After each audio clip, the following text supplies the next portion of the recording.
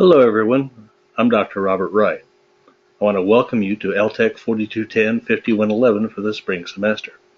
Before we get started too deep into the semester, I wanted to show you a few things about the course. Most likely what you'll see is what I've got here. I'm using the student preview, but it should be fairly close to what you'll see when you pull up the course. And where we start is right here, start here. Here's the 50-miler form. It's very important that you fill this out because our funding is based upon how many students are distance learning students and whether they qualify for specific funding through this 50-mile program. So please be sure and fill that out. Moving right along, we have other things we'll take a look at here. The assignment and activity schedule. I cannot stress how important this schedule is.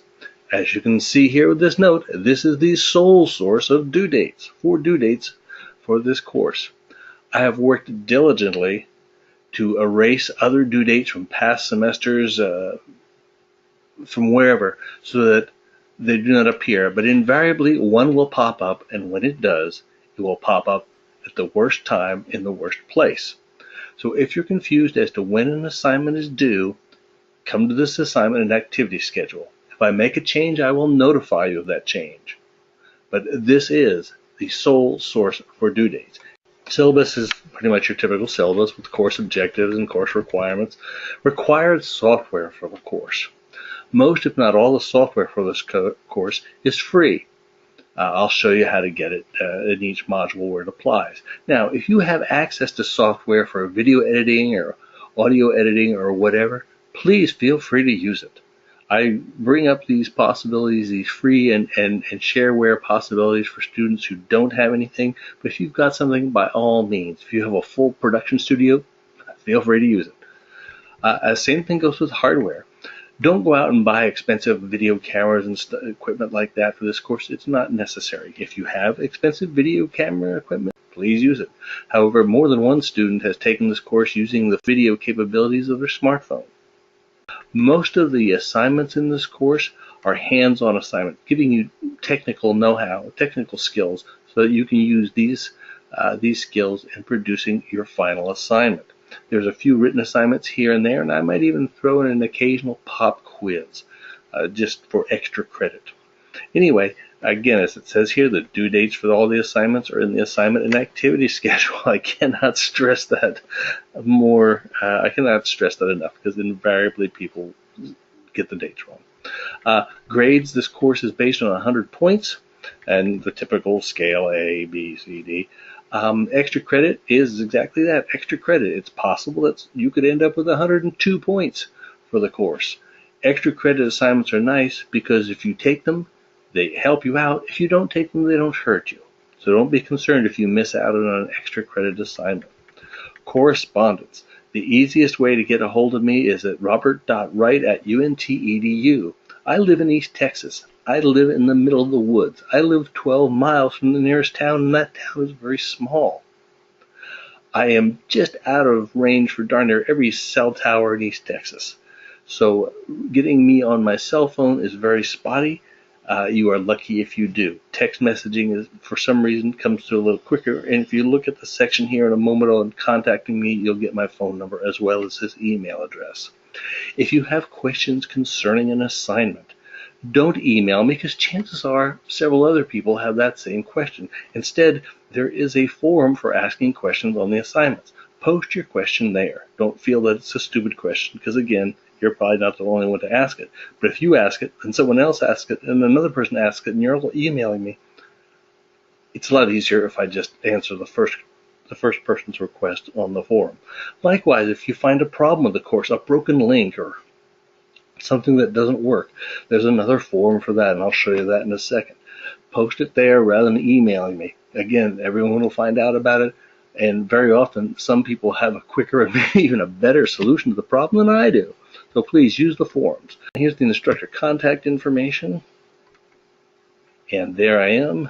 And there I am, robert.wright@unt.edu. Here's my phone number. Again, it's a cell phone. For some reason, text messages get through. Phone calls are iffy. So I would suggest using the email. And if we need to talk, you can say, hey, can we talk tomorrow at 10 or today at 3 or something like that.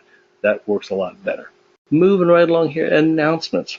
Whenever I have a change to the course or some other news I want you to know about, I'll make an announcement. Now this announcement gets posted here.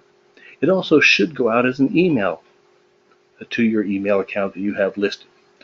I would check this announcements section every time you open up the course, and I would open up the course, if not every day, at least 3 or 4 times a week.